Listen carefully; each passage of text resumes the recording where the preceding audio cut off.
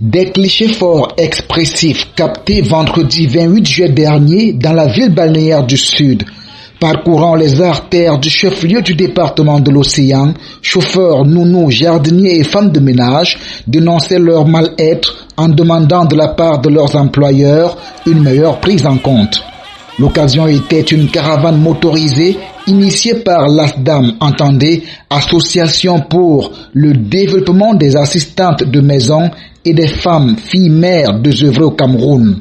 L'objectif ici était de combler le déficit d'information des populations, chercheurs d'emploi, employés et employeurs de main-d'œuvre domestique afin de susciter leur intérêt dans le secteur du travail et montrer aux uns et aux autres la nécessité d'acquérir une formation professionnelle préalable et des connaissances pour la promotion des droits humains, gage d'assurance d'un travail décent. Travail. Ah oui. Le contrat de travail est comme l'acte de mariage qui vous unit à quelqu'un. Ici, notre acte qui nous unit à quelqu'un, c'est quelqu'un-là, c'est qui? Notre employeur. Nous sommes entendus sur certaines choses. Moi, je vais laver la maison, je vais garder les enfants, je vais faire à manger, je commence le travail à telle heure, je finis à telle heure, je travaille de tel jour à tel jour. À la fin du mois, il doit me payer combien, n'est-ce pas? Le contrat de mariage est une garantie. Parce que même l'employeur chez qui vous partez travailler, vous ne le connaissez pas.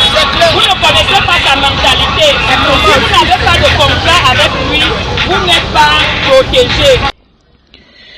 C'est donc un mal profond qui prolifère dans le milieu des travailleurs domestiques.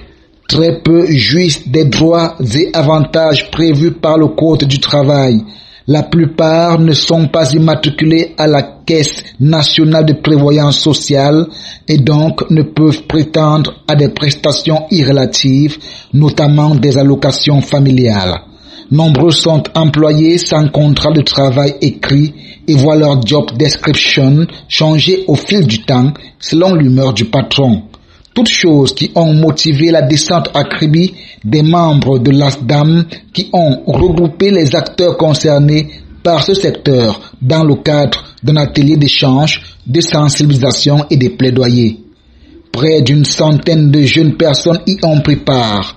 Cela leur a permis non seulement de se faire entendre, mais aussi de se doter de rudiments en matière de droit du travail et d'attitude à adopter face à l'employeur, même quand on revendique ses droits. Mais surtout, de savoir quand se plaindre et où aller se plaindre quand le droit le plus absolu est bafoué, à savoir la signature d'un contrat de travail et l'immatriculation à la Caisse nationale de prévoyance sociale.